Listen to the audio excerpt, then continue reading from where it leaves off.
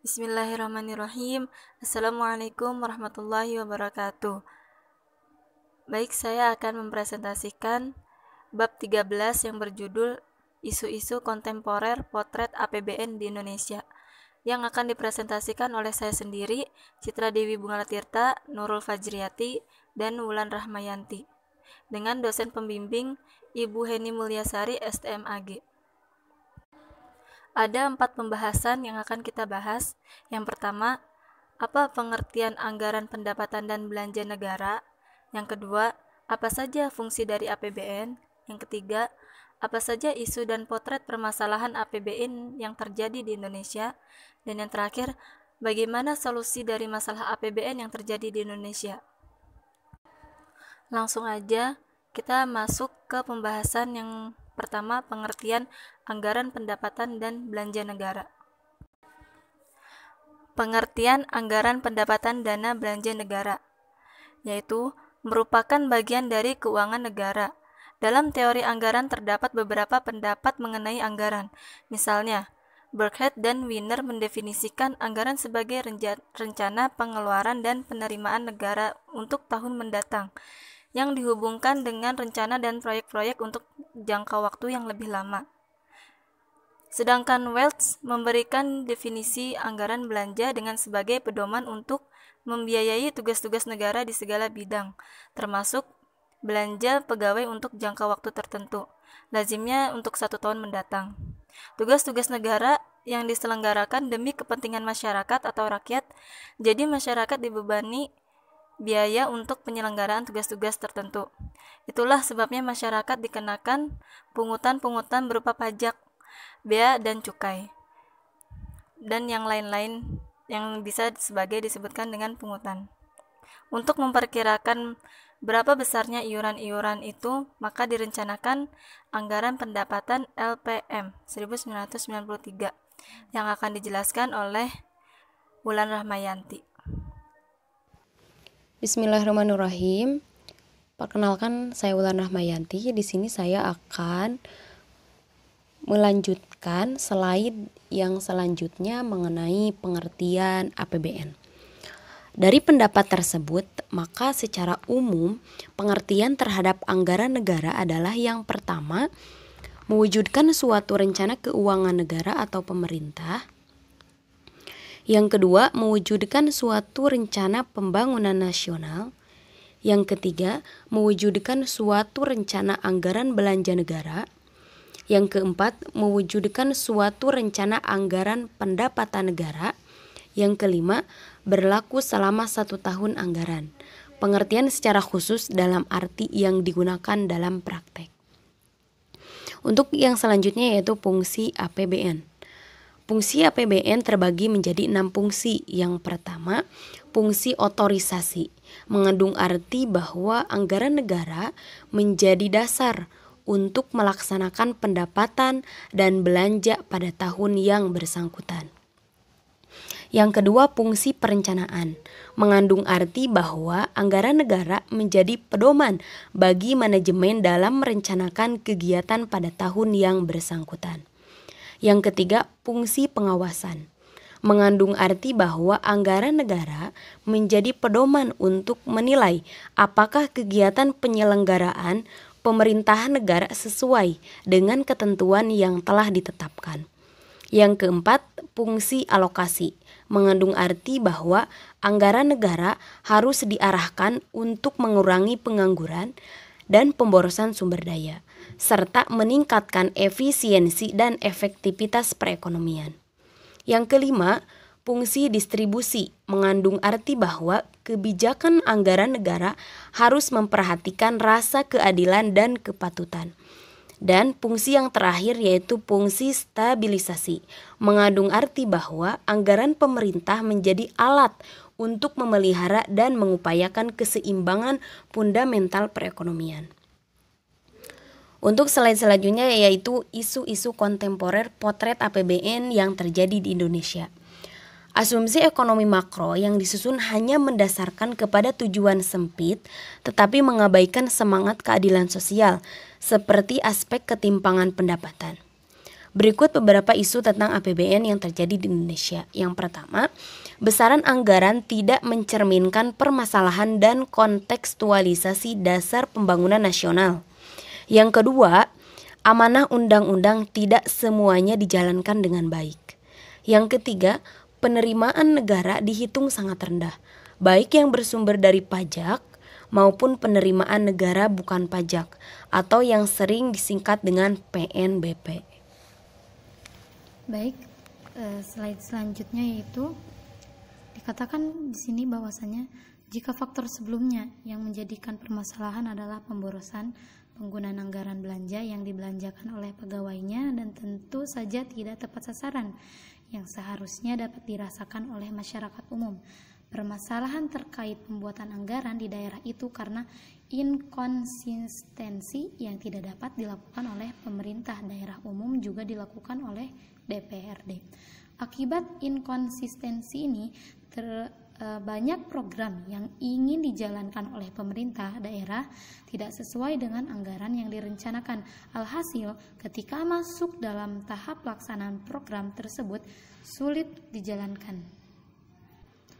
Seharusnya pemerintah ini mengatur regulasi untuk menindaklanjuti pihak yang menyusun anggaran baik di pusat maupun daerah, dan perlu adanya pihak yang membenahi agar fungsi dan tujuan anggaran kembali secara jelas sesuai dengan awal yang telah direncanakan.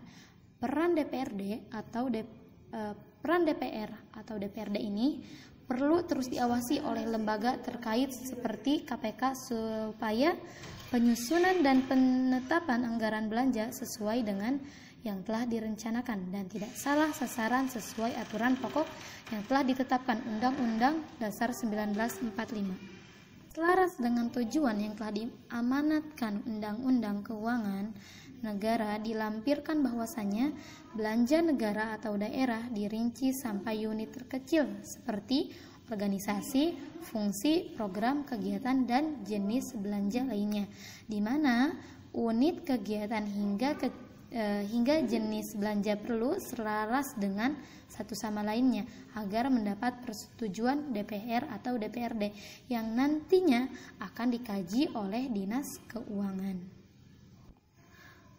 Permasalahan yang sering muncul ini dalam upaya memperbaiki proses pembuatan anggaran di sektor publik adalah penerapan anggaran berbasis prestasi kerja atau kinerja atau hasil, karena sistem anggaran berbasis prestasi kerja atau hasil ini memerlukan syarat yaitu pengendalian kinerja dan evaluasi serta untuk menghindari duplikasi dalam penyusunan rencana kerja dan anggaran dari kementerian negara hingga perangkat daerah. Sistem ini perlu ada penyatuan akuntabilitas kinerja dengan sistem anggaran dengan mengacu pada sistem penyusunan rencana kerja yang telah mendapatkan izin kementerian negara hingga perangkat daerah.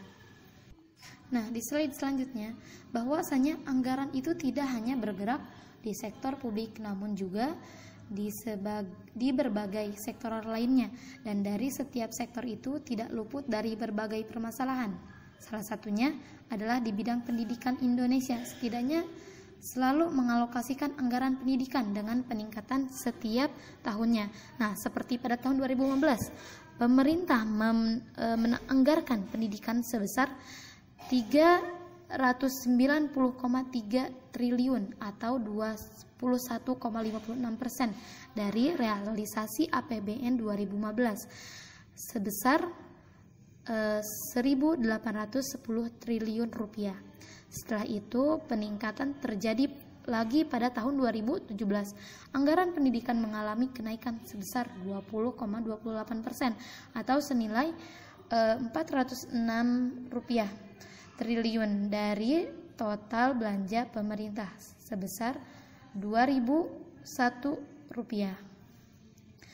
2.001 rupiah triliun pada tahun 2017.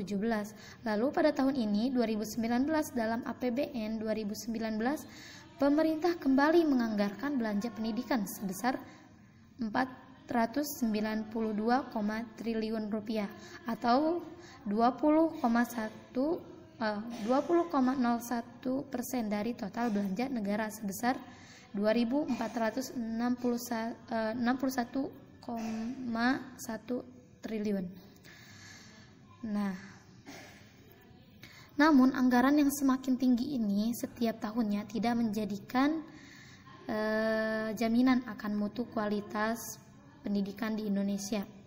Pemerintah sebenarnya sudah punya keinginan politik dan anggaran untuk memajukan pendidikan, hanya saja eksekusi anggaran itu tidak berjalan dengan baik, sehingga kualitas pendidikan di Indonesia tak sebanding dengan anggaran yang telah dikeluarkan hingga saat ini.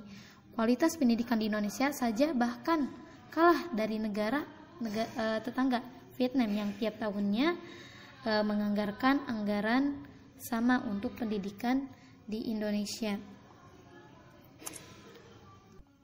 Nah, di sini dikatakan juga bahwasanya masalah anggaran saat ini bukanlah hal yang menjadi penyebab kualitas pendidikan Indonesia rendah. Anggaran yang dikeluarkan pemerintah sebesar 20% dari APBN dianggap sudah cukup mumpuni untuk memenuhi pendidikan di Indonesia, sehingga harusnya persoalan kualitas pendidikan tidak lagi berkutat mengenai jumlah anggaran. Sehingga ada 3 permasalahan yang terkait dengan pengelolaan anggaran pendidikan di Indonesia. Yang pertama, yang harus dilakukan adalah mengedepankan kebijakan di bidang pendidikan yang tak punya cetak biru atau blueprint mengenai output sistem pendidikan di Indonesia. Dengan kata lain, anggaran yang dikeluarkan untuk pendidikan saat ini tidak memiliki tujuan yang jelas karena tidak terrealisasikan sesuai dengan rencana anggaran. Slide selanjutnya yaitu peran pemerintah dalam mengatasi APBN. Yang pertama, poin pertama adalah pemerintah Indonesia sudah melakukan berbagai upaya mengenai APBN supaya lebih membaik. Salah satunya adalah dengan membuat tema mendukung Indonesia maju. Dengan adanya tema ini, pemerintah akan mengarahkan dan mendukung akselerasi daya saing melalui inovasi dan penguatan kualitas sumber daya manusia. Salah satunya di bidang pendidikan kesehatan akan dilakukan untuk meningkatkan kualitas sumber daya manusia agar siap berkompetensi dan beradaptasi dengan kemajuan industri dan teknologi. Nah, yang keduanya yaitu di sisi lain katanya pemerintah akan melanjutkan pembangunan infrastruktur yang semakin merata, mengalokasikan sumber daya ekonomi dengan lebih efisien dan efektif, serta mendorong birokrasi yang efektif melayani dan bebas korupsi. Nah, di sini selain itu pendapat negara di tahun 2020 merupakan target yang optimal namun tetap realistis untuk mendukung pencapaian sasaran pembangunan, namun tetap mampu adaptif menghadapi risiko perekonomian belanja pusat pemerintah. Yang ketiganya yaitu belanja pemerintah pusat naik sebesar 13, triliun rupiah dari RAPBN 2020, terdiri dari kenaikan belanja kementerian atau lembaga sebesar 25 triliun rupiah dan penurunan belanja non K atau L sebesar 11,5 triliun rupiah. Yang keempat yaitu transfer ke daerah dan desa. Pada APBN 2020 ini dialokasikan transfer ke daerah dana desa TKDD mencapai 856,9 triliun rupiah. TKDD tersebut terdiri dari transfer ke daerah sebesar 784,9 triliun rupiah dan dana desa sebesar 72 triliun rupiah. Defisit APBN 2020. Dan yang terakhir yaitu pembiayaan anggaran. Pembiayaan anggaran berasal dari pembiayaan utang baik berupa surat berharga negara atau SBN konvensional dan surat berharga syariah negara SBNSN. Pembiayaan utang tersebut tumbuh negara sebesar minus 5,88% dari outlook APBN tahun 2019. Selain itu, pembiayaan anggaran juga untuk kegiatan investasi. Nah, pembiayaan 2020 ini ditunjukkan untuk meningkatkan kualitas pendidikan, percepatan pembangunan infrastruktur, juga mendorong ekspor nasional dan meningkatkan daya saing bangsa. Nah, itu beberapa peran pemerintah dalam mengatasi APBN di Indonesia. Nah, mungkin itu yang kami dapat sampaikan. Selebihnya mohon maaf apabila banyak kekurangan dan kesalahan dalam presentasi kami, dan kami ucapkan terima kasih kepada pemirsa yang sudah menyaksikan presentasi kami. Saya ucapkan thanks for your attention dan wassalamualaikum warahmatullahi wabarakatuh.